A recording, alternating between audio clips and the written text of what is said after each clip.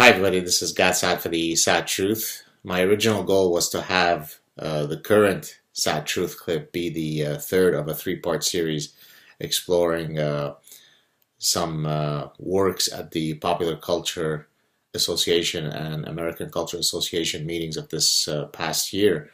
I will return to that in a subsequent SAAD Truth clip, but today I wanted to instead read to you something that was sent to me by an individual who wishes to remain anonymous, hence I won't be granting him or her. Oops, sorry, I used gender binary assumptions. I won't be providing him or her a shout out. In any case, this comes from the American Association of Teachers of German, the AATG. I guess it's a conference, I'm not exactly sure what it is in this case, and they're looking for proposals for a session. The title of the session is "Please Don't Gender Me!" Strategies for Inclusive Language Instruction. Now, some of you might remember that I hate, in this case, to be the one who was the innovator when it comes to this particular dreadful pattern, but back in 2014, I gave a talk at Wellesley College, where, if you remember, I've already spoken about this publicly. At the end of my talk, this was a talk on, how the thought police regulates the free exchange of ideas.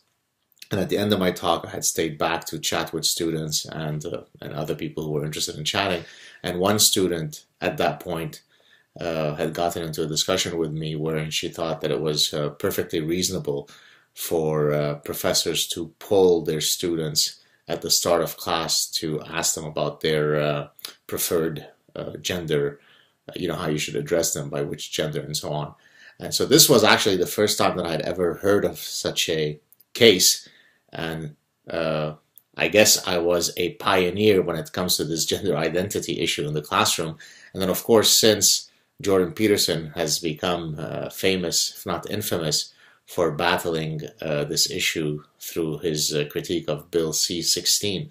Well, now looks like this phenomenon is becoming a global one. So this, as I said, this is a case of the American Association of Teachers of German. So let me read to you the exact description of the session. So here we go.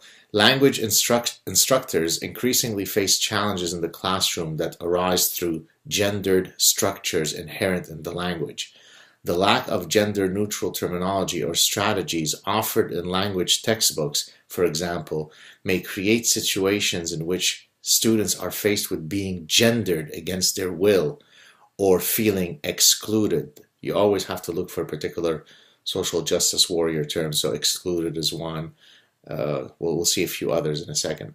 Although suggestions have been made for possible solutions, such as the Binnen-I for German, these are seldom satisfactory as they still rely on rigid gender binaries. While we cannot change language patterns or dismiss textbooks altogether, what do we mean? Throw away science, remember? Science must fail. We need to develop strategies that can be incorporated in language classrooms to create, wait for it, safe spaces for students while still allowing for affective pedagogical instruction. This session asks whether, and if so, how such gendered notions can be addressed successfully, and invites proposals promoting strategies that can serve to create an inclusive environment for all students alike. Send the short description, 250 words, by January 4th, 2017 to the session organizer, and her name and email address. Her name or his name, I don't know, or Z's name is listed. So there you have it. Forget about this whole training in mathematics, training how to think critically, analytically, how to use reason. Forget about all of the content that is required of someone who should be considered educated. What German teachers, or in this case, what is it? Association of Teachers of German should focus on is how to not have gendered language in classrooms. So there you have it, folks. We inch closer to the abyss of lunacy, the abyss of the naturally lobotomized, one small inch at a time. Hope you're having a good day. Talk to you soon. Ciao.